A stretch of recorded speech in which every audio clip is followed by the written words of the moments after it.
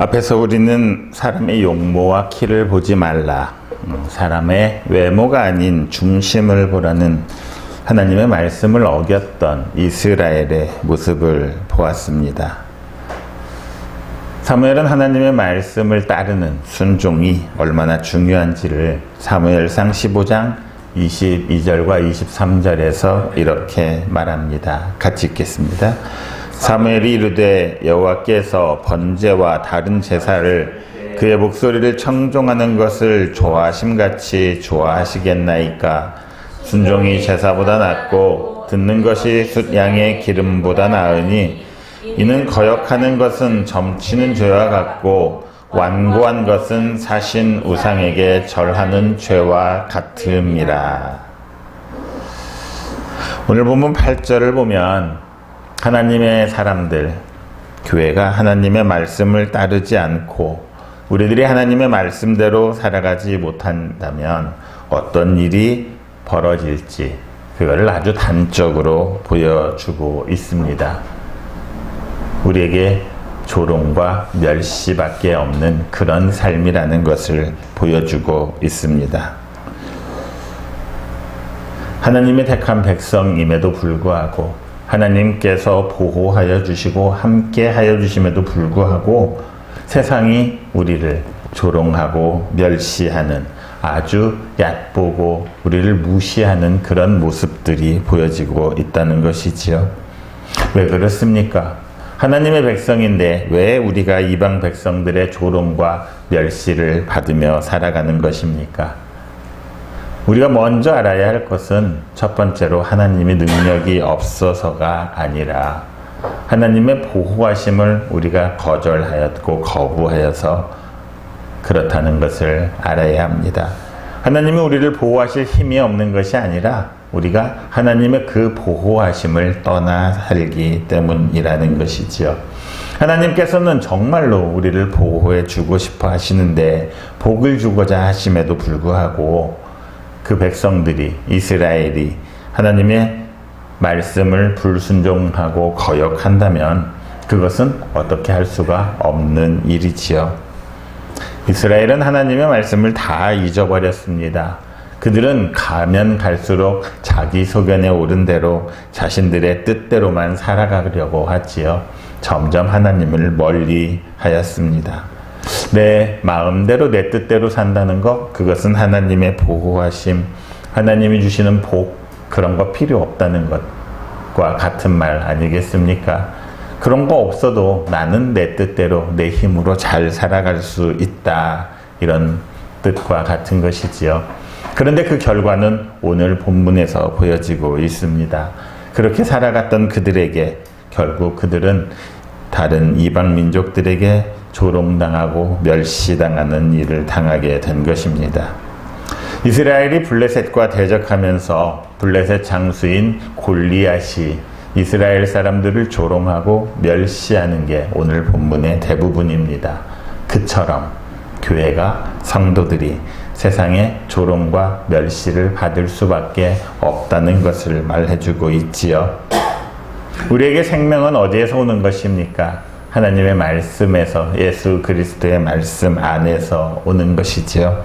그 말씀이 가지는 살아있는 능력이 없다면 교회는 건물이 아무리 화려하고 의리번쩍한다 할지라도 실상은 죽은 거나 다름이 없다는 것을 알아야 합니다.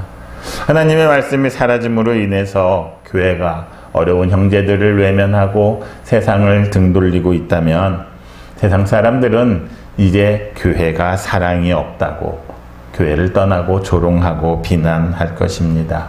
교회 안에 진실함이 없다면, 교회 안에 공의와 정의와 정직함이 없다면, 세상의 부정을 용납하고도 못 본 채 한다면 세상은 교회가 거짓을 행한다고 비난할 것이며 세상은 교회가 권력의 시녀에 머무르고 있다고 비난하게 될 것입니다. 교회의 역사는 참 가슴 아픈 일들이 많았음을 보여줍니다. 항상 교회가 정의로운 길에, 진리의 길에 섰다고 말할 수가 없다는 것이지요. 히틀러가 정권을 잡고 유대인들을 포로 수용소에서 독가스로 죽여가고 있을 때 그 히틀러의 가장 큰 지지 세력이 바로 독일 교회였음을 우리는 기억해야 합니다. 정부의 권력을 힘입어서 가장 큰 세력을 지녔던 교회가 죽어가는 사람들의 생명을 보존하고 그 생명을 지키는 일에 앞장섰던 것이 아니라 그 생명을 죽이는 그 세력들과 함께 하였다는 것을 기억해야 합니다. 그 후에 독일 교회는 정말 뼈를 깎는 큰 반성과 회개가 있었지요. 그로 인해서 그들이 다시 설 수 있었습니다. 하지만 오늘 우리의 교회는 어떠한지 봐야 할 것 같습니다. 교회에서 하나님의 말씀보다 인간의 뜻, 인간의 생각이 앞서게 되면 교회는 그 모습을 잃어가지요. 빛과 소금의 역할, 그것은 절대 찾을 수 없는 일이 되어버립니다. 길가에 버려져서 밟히고 말고 사람들의 비웃음거리가 되고 마는 것이지요. 교회가 아무리 큰들 사람들이 그 교회를 좋아하겠습니까? 교회가 돈이 아무리 많은들 사람들에게 인정받을 수 있겠습니까? 오히려 교회에 돈이 너무 많은 것이 조롱거리가 되는 세상이 되어버렸습니다. 사실 교회에 돈이 너무 많은 것, 그것은 하나님께서, 우리 주님께서 원하는 일은 아니신 것 같습니다. 하나님께서는 내 집은 장사하는 집이 아니라 기도하는 집이라 말씀하셨지요. 그 뜻을 따라서 세상에 힘들고 어려운 곳에 더 많은 것을 보낼 수 있는 교회가 흘러내려가며 생명을 줄 수 있는 교회가 되어야 할 것입니다. 그래서 이제 하나님의 생명의 말씀이 살아있는 그 교회, 그렇게 해서 교회의 강단을 통해서 세상으로 생명이 넘쳐 흐르는 그런 일들이 있어야만 우리 교회가 참된 교회로 인정받을 수 있을 것입니다. 오늘 11절을 보면 우리가 정말 다시 한번 생각해 봐야 할 일이 있습니다. 지금 앞에서 설명하고 있는 것은 골리앗이 이끄는 블레셋 군대가 그리고 이스라엘 군대와 전쟁을 앞두고 팽팽하게 대치하고 있는 것처럼 보입니다. 그런데 11절은 사실 이 전쟁의 분위기가 어떠한지를 단적으로 전하고 있지요. 사울과 온 이스라엘이 블레셋 사람의 이 말을 듣고 놀라 크게 두려워하니라, 이렇게 말하고 있습니다. 여기서 말하는 블레셋 사람은 누구입니까? 골리앗이지요. 골리앗 한 사람, 싸움 도두는 자 그 한 사람의 말을 듣고 온 이스라엘이 그리고 사울이 크게 두려워하였다는 것입니다. 아마도 골리앗의 모습이 크게 한몫하였을 것 같습니다. 키가 뭐라고 말합니까? 6규빗 한 뼘이라고 하지요. 규빗은 지금으로 따지면 한 50cm 정도 되는 것 같습니다. 아주 작게 잡아서 40cm만 잡아도 2m 50이라는 얘기 아니겠습니까? 그 키는 사람들이 상상할 수 없는, 벌써 외모로는 그를 이길 수 없다는 것을 당연하게 생각하고 있는 것이지요. 나는 안 돼, 우리는 안 돼, 우리는 이미 졌어, 이런 생각에 사로잡혀서 두려워하게 되는 것이지요. 전쟁을 앞둔 군인들 뿐만 아니라 왕인 사울에게도 두려움이 미쳤다는 것입니다. 사울에게도 두려움이 생겨났다는 것이지요. 이런 싸움 더 이상 볼 필요도 없지 않겠습니까? 승패는 이미 결정된 것입니다. 사울과 이스라엘 군대에게 있어서 하나님에 대한 믿음은 사라져버렸고 전쟁에 대한 승리의 염원도 기대도 없었다는 것입니다. 우리 역시 마찬가지입니다. 마음에 하나님이 없는 사람, 하나님이 존재하지 않는 사람, 하나님의 도우심을 바라지 않는 사람은 세상이 그들에게 두려움의 대상이 될 수밖에 없다는 것입니다. 세상은 항상 크고 항상 무서워 보이는 그것이 하나님이 없는 사람들에게 나타나는 세상의 모습이라는 것이지요. 그러니 세상에서 항상 패배하고 살아갈 수밖에 없는 것이지요. 하나님이 없는 사람은 하나님이 함께 하시지 않을 것입니다. 그 사람은 드넓은 거센 바다에서 홀로 작은 조각배를 타고 가는 그런 인생을 살아가고 있는 것이지요. 바람이 조금만 불기만 해도 이리저리로 흔들려서 배가 뒤집히기도 하고 또 물에 빠지기도 하는 그런 걱정, 불안, 두려움에 한시도 평안을 누릴 수가 없는 것 아니겠습니까? 사방이 칠흑같이 어두워지는 밤이 되면 어떻습니까? 보이지 않는 그 어두움에 두려움과 공포는 더욱더 심해지지요. 내 인생의 앞날이 보이지 않았을 때 우리에게 오는 불안은 정말 더 가중되는 것일 것입니다. 앞날에 대한 걱정까지 더하니 이 세상이 평안할 수가 없는 것이지요. 인생이라는 바다가 바로 그런 것 아니겠습니까? 끊임없이 우리를 향해 불어오는 인생의 거친 파도로 인해서 우리도 항상 걱정과 두려움에서 벗어날 수가 없습니다. 그것은 내 힘으로 벗어날 수 있는 그런 게 아님을 알아야 합니다. 하나님 없이 혼자 살아간다는 삶이 그런 삶이거지요. 하나님이 함께하는 사람은 어떠하겠습니까? 하나님이 함께 하심을 확신하는 사람, 오늘 성령 강림주일에 성령께서 우리와 함께 하시고 우리 안에 거하겠다 말씀하셨는데 그것을 믿는 사람의 삶은 어떠하겠습니까? 아무리 커다란 위기가 온다 할지라도 닥쳐온다 할지라도 두려워하지 않을 것입니다. 내가 힘이 있어서가 아니라 내가 사망의 음침한 골짜기를 다닐지라도 해를 두려워하지 않는 것은 주께서 나와 함께 하심이라. 주의 지팡이와 막대기가 나를 안위하심이라. 이렇게 말했던 고백했던 다윗처럼 우리도 그 신앙과 믿음이 있기 때문 아니겠습니까? 나는 비록 약하지만 하나님의 보호하심이 있고 하나님의 안위하심이 있기 때문에 우리는 이 거센 인생의 파도를 헤치고 나아갈 수 있는 것 아니겠습니까? 믿음의 선진들은 그랬던 것 같습니다. 우리의 현실이, 우리의 삶이 정말 거대한 벽이 되어서 다가온다 할지라도 거기에 주저앉지 않았습니다. 로마로 끌려가던, 호송되어 가던 바울의 경우는 어땠습니까? 바울 로마로 가는 그 지중해 한가운데에서 유라굴로라는 광풍을 만났지요. 그냥 파도도 아니고 광풍이라 소개하는 것은 그만큼 거센 파도였다는 것 아니겠습니까? 결국 모든 짐들을 다 바다에 버려버리고 거센 풍랑이 여러 날 동안 계속되어서 앞은 보이지 않는 캄캄한 어둠 속에서 그들은 구원과 삶의 희망을 완전히 버렸던 것이지요. 그때 하나님의 말씀이 있었습니다. 너와 함께 항해하는 자를 다 내게 주셨다.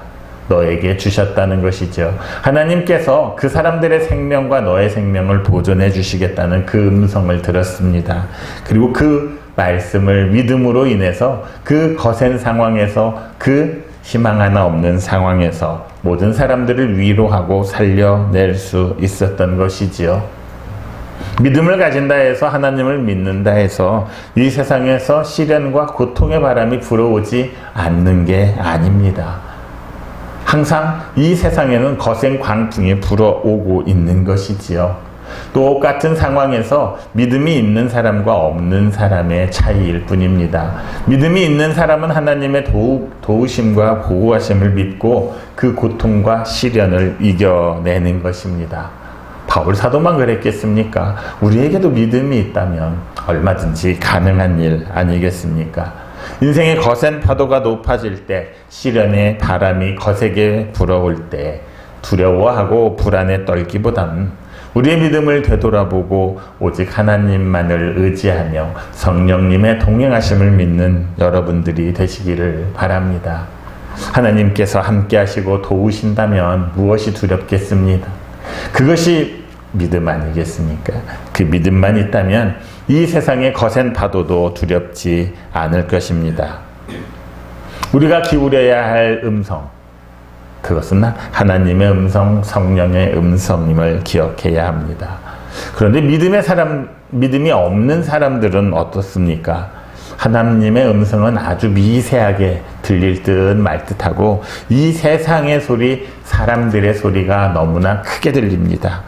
오늘 본문에 나오는 사울과 이스라엘 군대, 그들에게 들리는 음성은 누구의 음성이었습니까? 골리앗의 음성이었지요. 자신들을 모욕하고 위협하는 그 쩌렁쩌렁한 골리앗의 음성에 정말 넋을 빼앗겨 버렸습니다. 하나님의 음성은 들리지 않았던 것이지요. 그러니 그들이 두려움에 사로잡힐 수밖에 없었을 것입니다. 크게 두려워하고 크게 놀랄 수밖에 없었을 것입니다. 사람들의 음성이 어찌 그리 크고 놀라운지 모두 숨어버리고 싶은 그런 세상을 살아가게 되는 것이지요. 우리가 살아가는 세상은 참 많은 소리들이 존재하고 있습니다. 그런데 그 소리를 우리가 다 들을 수 있는 건 아니지요. 우리가 들을 수 있는 것은 일정 정도의 음역대, 주파수가 맞는 그 소리만을 들을 수가 있습니다. 그러니까 우리가 들을 수 있는 소리도 있고 들을 수 없는 소리도 있고 어쩌면 우리가 듣지 못하는 소리가 훨씬 더 많을지도 모릅니다. 이 세상의 모든 소리를 우리가 다 듣고 살아간다고 생각해 보십시오. 우리는 한시도 제대로 살 수가 없을 것입니다. 정신병을 얻을 수밖에 없을 것이지요. 자, 우리에게 들리는 몇 가지의 소리들이 있는데 그 중에서 우리가 정말로 제대로 들어야 할 소리, 그게 영의 소리임을 기억하시기 바랍니다. 영의 소리라면 두 가지가 있겠죠. 선한 소리와 악한 소리. 하나님, 성령의 음성과 사탄의 음성이 있을 것입니다. 사탄의 음성은 우리를 유혹하는 음성입니다. 정말 달콤할 수도 있습니다. 왜냐하면 우리를 멸망으로 인도해야 하기 때문이지요. 그런데 그 달콤한 유혹에 넘어가지 않는다면 그 다음은 어떻게 됩니까? 오금이 저릴 정도로 무섭고 두려운 말들로 우리를 위협하고 협박하는 게 사탄의 소리입니다. 우리를 가둬놓을 수도 있을 것이고 정말 우리가 벗어날 수 없는 옥죄는 듯한 우리의 삶에 여러 가지 상황들을 만들 수도 있을 것입니다. 그때 우리 안에 믿음이 없다면, 성령께서 함께 하시지 않는다면 우리는 그 사탄의 소리가 너무나 크게 들릴 것이지요. 그 두려움을 이겨낼 수가 없을 것입니다. 너무나 크고 쩌렁쩌렁한 이 골리앗의 음성처럼 사탄의 음성이 너무 커서 하나님의 음성을 들을 수가 없습니다. 시장판에 가보십시오. 서로의 목소리를 크게 더 잘 들리게 하려면 크게 소리져야 되겠죠. 그러다 보니 다른 소리들은 큰 소리에 묻혀서 들을 수가 없습니다. 어쩌면 우리가 사는 이 세상 사탄의 소리밖에 들리지 않을 수도 있다는 것이지요. 그렇다 보니 그 쩌렁쩌렁한 음성을 사탄이 내다 보니 사탄이 정말 힘이 세고 이 세상의 주관자인 것처럼 생각할 수가 있습니다. 그렇다면 사울과 이스라엘 군대처럼 정말 놀라고 두려워할 수밖에 없는 것이지요. 그래서 우리에게 믿음이 필요합니다. 그 믿음의 소리를 들어야 하기 때문에, 믿음이 있다면 아주 미세한 소리이지만 하나님의 소리를 들을 수 있을 것입니다. 믿음에 굳게 서서 우리가 하나님의 음성에 집중해야 하는 이유가 바로 그것입니다. 이스라엘에 히스기야 왕이 있었지요. 그때 아수르라는 나라가 이스라엘을 침략합니다. 아수르의 장수 랍사게라는 사람이 나와서 야, 너네 하나님이 너희를 지켜주시겠다는 그런 말, 그 말도 안 되는 거짓말 듣지 말고 항복해라. 그러면 목숨만은 살려주겠다. 위협합니다. 당시 상황으로 보면 이미 예루살렘 성을 그들이 에워쌌기 때문에 그 랍사게의 말이 맞는 것 같기도 합니다. 그때 히스기야 왕과 백성들은 랍사가의 말을 듣지 않고 하나님의 말씀을 듣기 위해서 선지자인 이사야에게로 나아갑니다. 바로 그때 하나님께서 이사야를 통해서 이스라엘을 아수르의 손에서 구원해 주시겠다 말씀하시지요. 그리고 그 말씀대로 여호와의 사자를 보내서 아수르 군사 18만 5천 명을 죽였다. 이렇게 이사야 36장과 37장이 전하고 있습니다. 지금 사울 왕 때와 히스기야 왕 때 똑같은 이스라엘에 일어났던 사건들입니다. 그 주체는 둘 다 이스라엘이었습니다. 그러나 그들은 믿음이 있었고 한쪽은 믿음이 없었습니다. 믿음이 없었던 사울과 이스라엘 백성들은 두려워 떨었고 히스기야 왕과 그 백성들은 구원함을 입었던 것이지요. 우리 역시 마찬가지 아니겠습니까? 우리에게 좋은 상황이란 별로 없는 것 같습니다. 그래서 어떤 상황 속에서도 믿음을 잃지 않는 것이 중요합니다. 위기에 처할수록 오히려 하나님을 의지해야 하지 않겠습니까? 큰 힘에 굴복하기 믿지 않기 위해서는 내 힘을 믿기보다 더 큰 힘이신 하나님을 믿어야 할 것입니다. 우리가 하나님을 향한 믿음이 있다면 더 이상 사탄의 소리는 귀에 들어오지 않을 것입니다. 우리가 향심을 하다 보면 처음에는 아주 시끄럽지요. 사방의 모든 소리가, 내가 조용하다 보니까 모든 소리가 더 크게 들립니다. 그런데 점점 하나님께 집중하다 보면 어느 순간에 그 소리들은 사라지고 들리지 않습니다. 나와 하나님만 존재하는 그 시간, 그 세상이 되는 것이죠. 마찬가지입니다. 세상에서 아무리 큰 음성이 들린다 할지라도 우리가 하나님께만 집중한다면 오직 하나님의 소리만을 들을 것입니다. 우리를 낙담시키는 소리 들리지 않을 것입니다. 우리가 소망을 갖지 못하게 하는 그 부정적인 소리들 들리지 않을 것입니다. 우리가 믿음만 있다면 골리앗과 같은 거대한 문제가 우리를 향해 버티고 있다 할지라도, 유라굴로 같은 광풍이 불어온다 할지라도 우리는 승리할 수 있을 것입니다.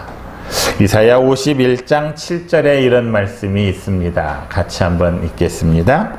의를 아는 자들아, 마음에 내 율법이 있는 백성들아, 너희는 내게 듣고 그들의 비방을 두려워하지 말라. 그들의 비방에 놀라지 말라. 그들의 비방을 두려워하고 들을 것이 아니라, 거기에 놀랄 것이 아니라 내게 듣고 하나님의 말씀을 들으라. 우리에게 권면하고 계시지요. 이 세상에 있는 소리, 비방과 그들의 멸시와 모욕, 그런 소리보다는 오직 하나님의 말씀을 듣고 의지함으로써 하나님께서 우리를 지켜주심을 확신하고 세상에서 승리할 수 있는 여러분들이 되시기를 바랍니다. 오늘도 하나님의 말씀을 듣는 자들이 되기를 바랍니다. 그리고 그 말씀 안에서 그 말씀을 지키며 살아가는 여러분들이 되시기를 바랍니다. 그렇게 살아간다면 우리 하나님께서도 더 큰 은혜로, 더 큰 능력으로 우리를 지켜주시지 않겠습니까? 세상은 참 시끄럽고 세상은 우리를 향해서 수많은 비방의 소리로, 멸시의 소리로 우리를 힘들게 하고 어렵게 하고 두렵게 하기도 합니다. 하지만 오늘도 예수 그리스도의 은혜 안에서, 성령님 안에서 하나님의 말씀에 귀를 기울이고 하나님과 동행하는 여러분 모두가 되시기를 그리스도이신 예수님의 이름으로 축원합니다.